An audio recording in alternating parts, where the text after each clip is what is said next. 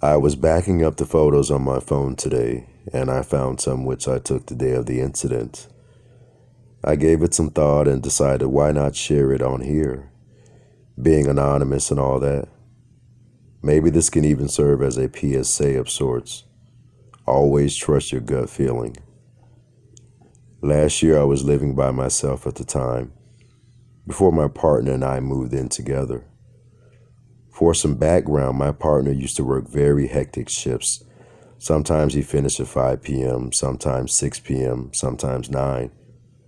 And he would let me know if he'd be dropping by that day. Though he usually wouldn't be able to give me a time, but at least I knew he'd be coming by. It was around 8 p.m. and I was upstairs in the bedroom working on an embroidery project. I had my AirPods in, so I wasn't too aware of what was going on around me. I remember feeling the bed rattle, since my bedroom was right above the front door. So whenever someone closed the door, seeing that it is a very old and heavy door, it always rattled my bed frame. This would usually indicate my partner has arrived. I didn't immediately go downstairs to greet him, as I really wanted to finish off the piece of embroidery I was working on. It was about 5 minutes before I took out my AirPods and proceeded to make my way out of my bedroom and onto the stair landing. I was about to call out for him when I realized he didn't leave his work jacket or work boots in the entryway, and he knows full well I don't like shoes, especially work boots all over my carpeted floors. I assumed I must have imagined feeling the bed shake. I went back into my bedroom and was about to put my AirPods back in when I very distinctly heard a big crash come from downstairs. It sounded like something very heavy was dropped. I freaked out and called my boyfriend's name down from my bedroom's doorway. I got no reply, but I sure as hell started hearing heavy footsteps pacing towards the entryway. My gut feeling was that something here was very wrong. I turned and grabbed my phone from the bed and bolted to the bathroom, which was the only room in the house with a lock. I called the police as I started hearing those same heavy footsteps make their way up the stairs. I've never ever been scared of those creaking sounds coming from the stairs, but it was different then. At the time, it felt as if I've never heard a scarier sound. As I was on the phone with the police, the only thing I could tell the lady on the phone was my address over and over again.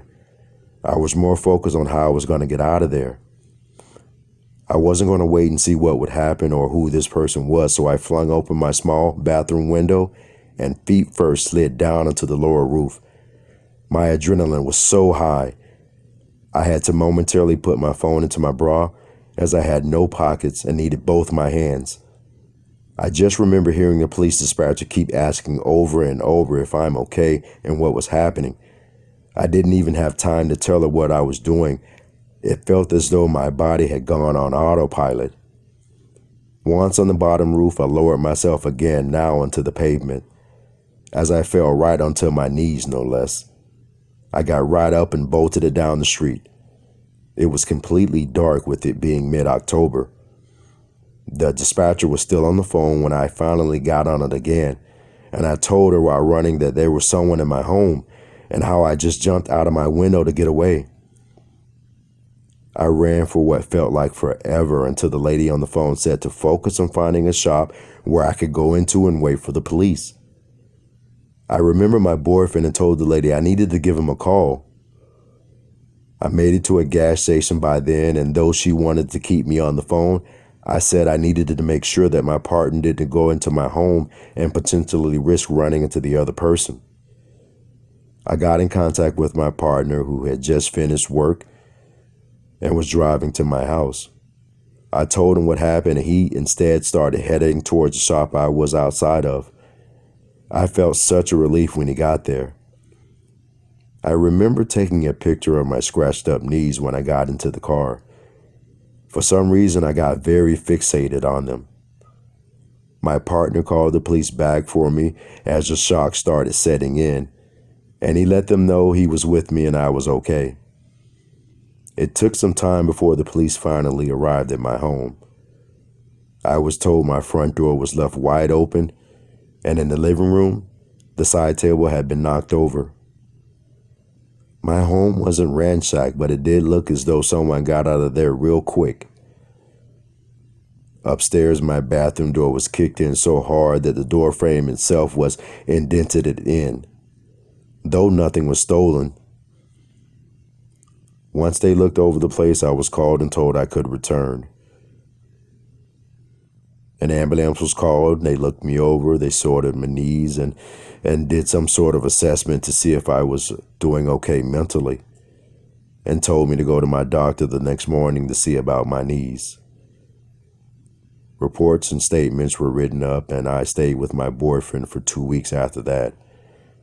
I had to hire someone to fix my door frame along with having a security system installed, as I don't think I'd be able to return without it. They never found out who this man was. My neighbors had cameras, and all we ever figured out about this person was that he was a man who just walked right into my home like it was his. My front door was unlocked, and I was expecting my partner to arrive soon. I live in a very safe village, and leaving the door unlocked was a common occurrence, though I've never left it unlocked since. I still live here with my partner and 2 dogs now. The man has never been back, though we have quite obvious cameras around the property along with visible security company signs. This was easily the most terrifying experience I've had in my life. It's so hard to describe or tell to people. It's like I wasn't in control of my own body when this was happening. Autopilot went right on, and all I knew was I needed to get out of there.